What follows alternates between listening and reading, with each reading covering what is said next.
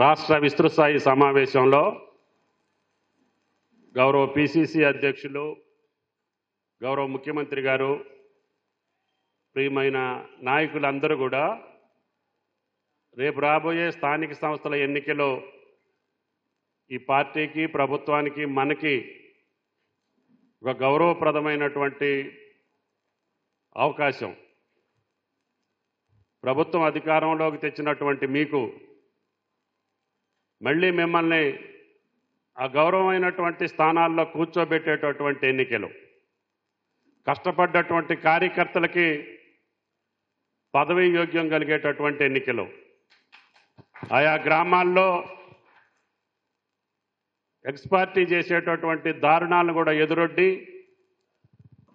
Police కేసులకి భయపడకుండా, లాఠీ దెబ్బలకు వెరవకుండా,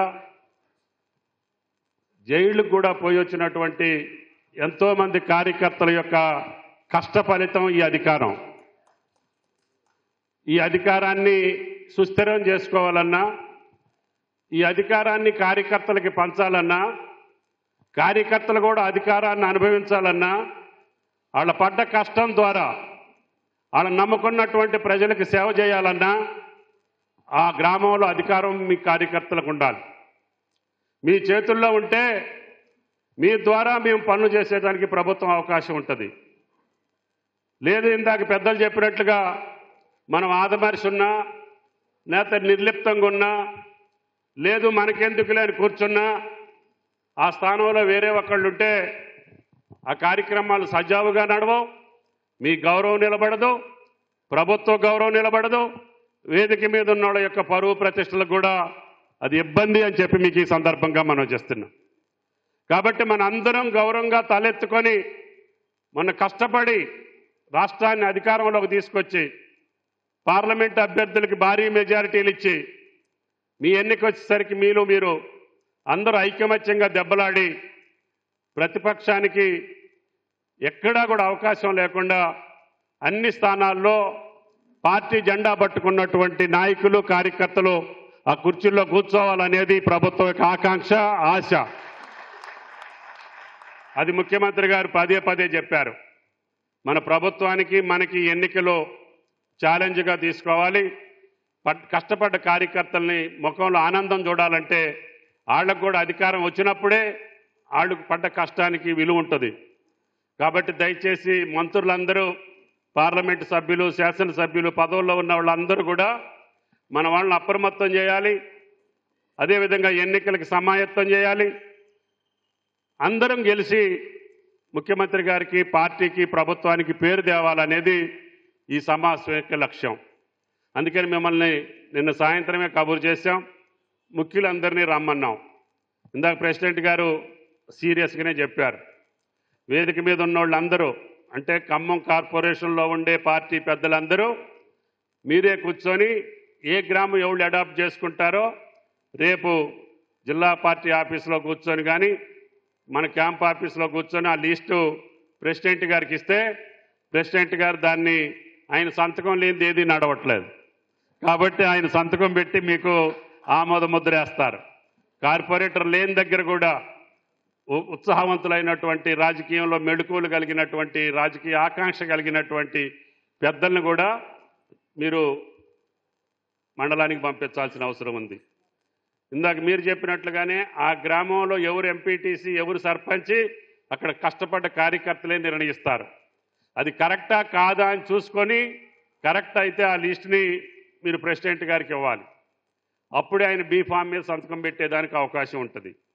కాబట్టి పోయే బాధ్యులు కూడా అక్కడ ప్రజలు కోరుకున్నటువంటి మనుషుల పేర్లు చెప్పాలి.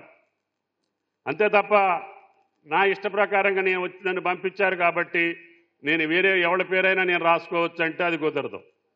మీరు ప్రజల, కార్యకర్తల అభిప్రాయం తీసుకొని వాళ్ళు ఎవరు కోరుకుంటే వాళ్ళనే మన పార్టీ నిర్ణయిస్తే అది కార్యకర్తల మనోభావాలకు తగ్గట్టుగా ఉంటుంది, వాళ్ళే గెలిపించుకుంటారు. కాబట్టి దయచేసి ఇక్కడి నుంచి పోయేటటువంటి పెద్దలు దాన్ని గమనించాలి. అక్కడున్న కార్యకర్తలు కూడా ఐకమత్యంతో ఏ పదవి ఎవరికి శాశ్వతం కాదు. అని చెప్పింది రానోడికి ఈ పదవి రాదు అనేదానికి కూడా అది గ్యారెంటీ లేదు. పిలిచిచ్చే రోజులు వస్తాయి, కావాలని చెప్పి కోరుకునే రోజులు రావాలి. అది మన నడవడిక బట్టి, మన ప్రవర్తన బట్టి, మన యొక్క కష్టాన్ని బట్టి ప్రజలే పిలిచి నిన్ను కుర్చీలో కూర్చోబెడతారు. కాబట్టి దాన్ని గమనించండి. ఎక్కడా కూడా కంగారు పడాల్సిన పని లేదు. ఒకవేళ కింద పదవి రాకపోతే పై పదవి వస్తుంది, దానికి కూడా మీరు సిద్ధంగా ఉండాలి. ఎమ్మెల్యే టికెట్ రాని వాళ్ళు ఎంపీలు చాలామంది అయ్యారు. కాబట్టి ఈ పదవికే నాకు రాలేకపోయేది కాబట్టి పార్టీకి దూరం అయితే వాళ్ళు శాశ్వతంగా దూరం అయ్యే అవకాశాలు ఉంటాయి. అందుకని పార్టీలోనే ఉండాలి, పార్టీని బతికించుకోవాలి. పదవులు పార్టీ ఏది చెప్తే వాళ్ళని గెలిపించుకునే తత్వం ఉండాలి. ఇందాక ప్రెసిడెంట్ గారు చెప్పారు, కొంతమందికి పార్టీ అవసరం లేదు, సొంత ఎజెండాతో పోయే వ్యక్తులు ఉంటారు. వాళ్ళని మీరు గమనించుకోవాలి. వాళ్ళకి పార్టీ క్రమశిక్షణ అవసరం లేదు. ఆ పార్టీ తల్లి లాంటిది. ఆ తల్లి వల్లనే మనకి పుట్టకొచ్చింది. తల్లిని కూడా మోసం చేసే వ్యక్తులుంటే అది అంత నిర్భాగ్యం, అంత నిర్వాకం, ఇంకే ద్రోహం కూడా చెయ్యరు అని చెప్పి కూడా మీకు ఈ సందర్భంగా మనం చేస్తున్నాం. కాబట్టి అటువంటి వాళ్ళని కార్యకర్తలు గమనించుకొని ఉండాలి. ఎందుకంటే మనకి వ్యతిరేకం చేసిన వాళ్ళకే పదవులు ఇవ్వటమో లేకపోతే పనులు చేయటమో చేస్తే మళ్ళీ వాళ్ళు మన పార్టీకి ద్రోహం చేస్తే అది తల్లికి ద్రోహం చేసినట్టు అవుద్దని చెప్పి కూడా మీకు ఈ సందర్భంగా మనం చేస్తున్నాం. కాబట్టి వేదిక మీద ఉన్న నాయకులు కావచ్చు, పదవుల్లో ఉన్నటువంటి మేము కూడా అది గమనించాలి. నాకు కూడా 40-45 సంవత్సరాలుగా నన్ను భుజాల మీద మోసినటువంటి నాయకులు ఎంతోమంది ఉన్నారు. వాళ్ళ ముఖం కూడా నేను ఈ 10 నెలలు, 18 నెలలు, 14 నెలలు నేను చూడలా. ఎందుకు చూడలేదంటే నన్ను కాంగ్రెస్ పార్టీ హక్కును చేర్చుకొని నాకు ఈ అవకాశం ఇచ్చింది. అటువంటి తల్లికి ద్రోహం చేసినటువంటి వాళ్ళని ఆ పార్టీ ఆదేశిస్తే తప్ప నేను పక్కన ఉండను అని చెప్పి కూడా వాళ్ళకి చెప్పాను. కాబట్టి అటువంటి నిబద్ధతకు దూరంగా ఎవరైనా ఉంటే అది పార్టీ చూసుకుంటుంది. అందుకనే దుర్గా ప్రసాద్ గారు కానీ, అదేవిధంగా పిసిసి అధ్యక్షులు కానీ, కేంద్ర పార్టీ కూడా ఖర్గే గారితో సహా స్పష్టంగా చెప్పారు. దాన్ని గమనించుకొని అటువంటి వ్యక్తులు మన పార్టీలో ఉండి మనకు కానటువంటి వాళ్ళకి, మనకి నష్టం చేసినటువంటి వాళ్ళకి, మనకి కష్టపెట్టినటువంటి వాళ్ళని ప్రోత్సహించి వాళ్ళకి మళ్ళీ అవకాశాలు ఇస్తే మళ్ళీ పార్టీకి నష్టం జరుగుద్ది. అది గమనించి మీరు జాగ్రత్తగా ఉండాలని చెప్పి కూడా మీకు ఈ సందర్భంగా మనం చేస్తున్నాం. కాబట్టి దయచేసి అటువంటి పరిస్థితి నా వల్ల రాదు, నేను చెయ్యను, నాకు అది ఇష్టం ఉండదు. కాబట్టి మీ ఇష్టమైనటువంటి మీరందరూ కావాలని తీసుకొచ్చుకుంటే మీ ఇష్టం అది. అందుకని అది నేను మొదట్లో చెప్పాను, మధ్యలో చెప్పాను, ఇప్పుడు చెప్తున్నా. కాబట్టి దయచేసి నా సొంత నిర్ణయం ఈ పార్టీలో ఉండదు. ప్రజల నిర్ణయం అన్నా ఉండాలి, తప్పితే పార్టీ నిర్ణయం అయినా ఉండాలి తప్ప వేరే నా సొంత నిర్ణయం ఈ పార్టీలో ఉండదు అని చెప్పి కూడా మీకు ఈ సందర్భంగా మనం చేస్తున్నాం. అందరూ కూడా అదే పద్ధతిలో వెళ్తే పార్టీకి మనుగడ ఉంటుంది. ఒక్కోసారి కష్టాలు రావచ్చు, సుఖాలు రావచ్చు, గెలవచ్చు, ఓడొచ్చు, కానీ పార్టీ పద్ధతికి, క్రమశిక్షణకి, ఒక నిబద్ధతకి ఉండకపోతే వాళ్ళు ఎప్పుడూ రాణించరు. తాత్కాలికంగా ఒకవేళ రాణించినా పరిస్థితులను బట్టి అది స్థిరంగా ఉండదు అని చెప్పి కూడా వాళ్ళకి విజ్ఞప్తి చేస్తున్నా. కాబట్టి దయచేసి అటువంటి శక్తుల నుంచి పార్టీని రక్షించుకోవాలి, మన కార్యకర్తలను మనం రక్షించుకోవాలి, అధికారాన్ని హస్తగతం చేసుకోవాలి. గ్రామ పంచాయతీల్లో ఇంత పెద్ద మెజారిటీ ఇచ్చినటువంటి ప్రజల యొక్క ఆశలకు అనుగుణంగా మనం అభివృద్ధిని, ముఖ్యమంత్రి గారి కష్టమైనా, ఆయన కొత్తగా అయినా, ఆయనకి శక్తికి మించి ఈ సంవత్సర కాలంలో సంక్షేమ కార్యక్రమాలు ప్రారంభించారు. భారతదేశంలో ఏ రాష్ట్రంలో కూడా లేని సంక్షేమ కార్యక్రమాలు తెలంగాణ రాష్ట్రంలో బ్రహ్మాండంగా జరిగిపెట్టే అవకాశం రేవంత్ రెడ్డి గారి ఆధ్వర్యంలో మనకు జరుగుతున్నాయి. ఇంకా కొన్ని జరగాల్సినటువంటి అవసరం ఉంది. ఆయనకి ఎప్పుడు వెసులుబాటు వస్తే అప్పుడు రైతుల కోసం, పేదల కోసం, బడుగుల కోసం, బలహీన వర్గాల కోసం ఆయన చేయాల్సిందంతా కూడా ఎన్నికల ముందు రాహుల్ గాంధీ గారు, సోనియా గాంధీ గారు ఏదైతే చెప్పారో ఆ మాట నిలబెట్టుకోవటం కోసం ఆయనకి శక్తికి మించి ఆయన కష్టపడి పనిచేస్తున్నారు. కేంద్రం సహకరించట్లేదు, మనకు రావాల్సిన నిధులని రానియట్లేదు. మనకు వచ్చినటువంటి పర్మిషన్లో నీటిపారుదల ప్రాజెక్టులో కావచ్చు, జాతీయ రహదారిలో కావచ్చు, విమానాశ్రయాల్లో కావచ్చు, ముఖ్యమంత్రి అడిగినటువంటి ఏ ఒక్క కార్యక్రమాన్ని కూడా ఇంతవరకు కేంద్ర ప్రభుత్వం ఎప్పుడు కూడా మనసు పెట్టలేదు, దానికి అనుమతులు ఇవ్వట్లేదు. అయినా సరే గుండె ధైర్యంతో ముఖ్యమంత్రి గారు ధైర్యంగా సొంత కాళ్ళ మీద నిలబడి ఈ ప్రభుత్వ ఆకాంక్షని, ప్రజల కోరికలను తీర్చి శభాష్ అనిపించుకోవాలనేది రేవంత్ రెడ్డి గారి ప్రభుత్వం యొక్క కోరిక. దానికి తగ్గట్టుగా ఎవళ్ళం కూడా పొరపాటు చేయకుండా పార్టీ కోసం, ప్రభుత్వం కోసం, కష్టపడ్డ కార్యకర్తల కోసం అందరూ నిబద్ధతతో ఉండి ఈ స్థానిక సంస్థల ఎన్నికల్లో అన్ని స్థానాల్లో మన కాంగ్రెస్ పార్టీ నాయకులే కూర్చుంటే అంతకంటే నాకు సంతోషం ఉండదు అని చెప్పి కూడా మీకు ఈ సందర్భంగా మనవి చేస్తున్నాను. మీరు అడిగినటువంటి ప్రతి పని బాకీ లేకుండా పూర్తి చేసే బాధ్యత నాది. అది కార్పొరేషన్ కావచ్చు, పంచాయతీ కావచ్చు. మీ మండలంలో కానీ, ఖమ్మం కార్పొరేషన్లో కానీ ప్రజలు ఏది కోరుకున్నారో, కార్పొరేటర్లు ఏది చెప్పారో, ప్రజలు ఏది అడిగారో, ప్రెసిడెంట్లు ఏది చెప్పారో అన్నీ పూర్తి చేసి ఒక్క పని కూడా బాకీ లేకుండా పూర్తి చేసే బాధ్యత మీ శాసనసభ్యుడిగా నేను తీసుకుంటానని చెప్పి కూడా ఈ సందర్భంగా మనం చేస్తున్నాం. ఇప్పటికే ముఖ్యమంత్రి గారు సుమారు 1400 కోట్లు మన నియోజకవర్గానికి ఇచ్చారు. ఇంకా ఆయనకి ఎంత ఎసులుబాటు ఉంటే అంత తీసుకొచ్చే అవకాశం నేను తీసుకుంటా. మీరు పనుల కోసం బెంగపెట్టుకోవద్దు. ఈ పని కాలేదని మిమ్మల్ని ఏ కార్యకర్త అడగకుండా చూసే బాధ్యత ఖమ్మం నియోజకవర్గానికి సంబంధించి నేను తీసుకుంటా. కాబట్టి మీరందరూ మనోధైర్యంతో ఐకమత్యంగా, క్రమశిక్షణ లేకుండా ఎవళ్ళం ఏది సాధించలేము. అందరం కలిసిమెలిసి ఉండకుండా మీకు ఏది పదవి రాదు. కలిసిమెలిసి ఉంటే అన్నీ మీ దగ్గరకు వస్తాయి. క్రమశిక్షణతో ఉంటే పిలిచి పదవులు మీ ఇంటి ముందుకు వస్తాయి.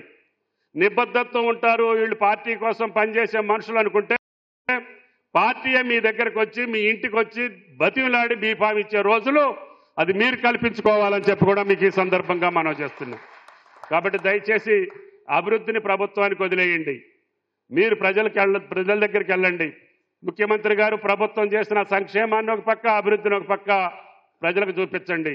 ఇందాక బాలసాని గారు, సాధు గారు చెప్పారు, మనం ప్రశాంతమైన ఖమ్మం చూడాలనుకున్నాం, ప్రగతిశీలమైన ఖమ్మం చూడాలనుకున్నాం. ఇందాక గజ్వేల్ నుంచి మార్కెట్ కమిటీ సభ్యులందరూ వచ్చారు, ఒక 50 మంది. ఎందుకంటే ఖమ్మంలో ఒక మార్కెట్ కడుతున్నారంట, చూసి మేము కూడా అట్లా నేర్చుకోవాలి, మేము అట్ట కట్టుకోవాలని వచ్చారు. ఇంకా మొదలు పెట్టలేదు, మొదలు పెడతాం త్వరలోనే. తప్పకుండా ఖమ్మాన్ని భారతదేశంలో ఒక మోడల్ మార్కెట్గా ఏర్పాటు చేసి ఖమ్మం ప్రజలకి అందుబాటులోకి తీసుకొస్తాం.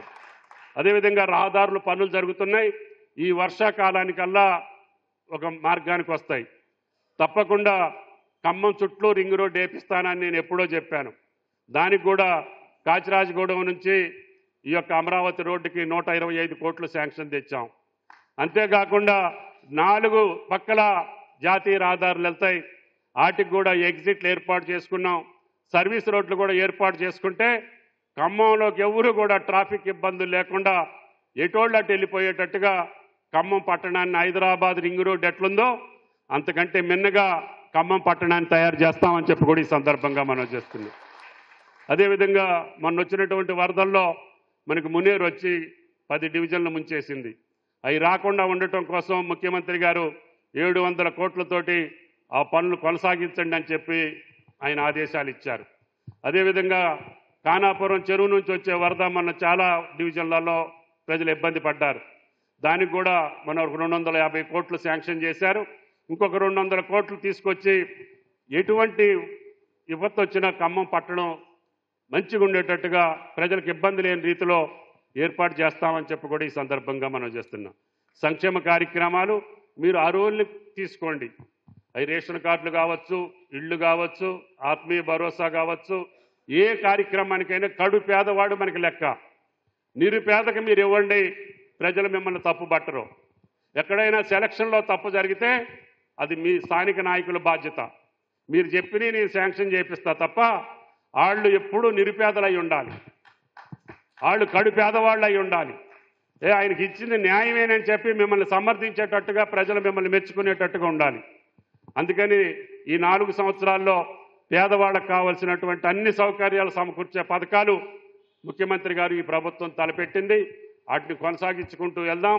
తప్పకుండా ఈ ఎన్నికలకి త్వరలోనే పట్టణ కమిటీ, కార్పొరేటర్లు, పార్టీ అధ్యక్షులు అందరూ కూర్చొని ఏ పంచాయతీకి ఎవరు వెళ్తారో జిల్లా పార్టీకి చెప్పండి.